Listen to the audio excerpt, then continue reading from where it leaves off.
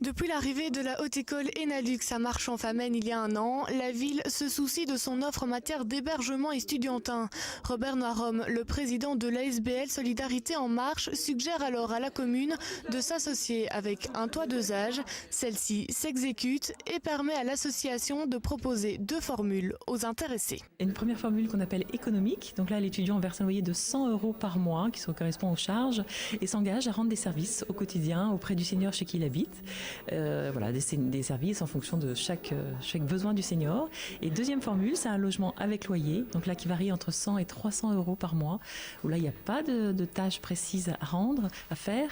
Sinon, une courtoisie, une politesse, un échange, une discussion. Je crois que c'est ça le plus important au quotidien avec le senior chez qui il habite. Ces différentes formules de cohabitation offrent de nombreux avantages aux seniors, mais aussi aux étudiants. L'avantage de l'étudiant, c'est d'avoir un logement vraiment de qualité. C'est vrai qu'on a vraiment des belles chambres, il y a de la place, c'est calme, forcément. Chez un senior, c'est assez calme, donc c'est assez propice pour la réussite de ses études. L'expérience le montre bien.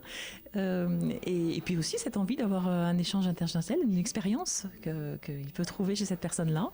Et puis côté senior, il y a aussi beaucoup d'avantages. C'est celle de lutter contre la solitude des personnes âgées, leur permettre de rester chez elles aussi par la présence de cet étudiant qui est là le soir, la nuit. C'est vraiment sécurisant pour eux. Et pour que chacun puisse profiter de ces avantages, Marchand-Famenne met à disposition de l'association un agent communal. Son rôle, former des binômes et veiller à ce que la cohabitation se passe bien.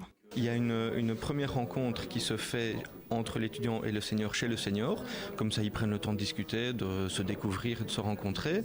Et alors, quelques jours après, on se recontacte, aussi bien l'étudiant que le senior. Et alors, ils me donnent leur avis sur ce qu'ils pensent, s'ils sont tout à fait d'accord de participer à l'aventure. Et si c'est le cas, ils se revoient à nouveau avec l'agent communal pour signer la convention de logement. Et la cohabitation peut commencer. Pour plus d'informations, www.untoitdeuxâges.be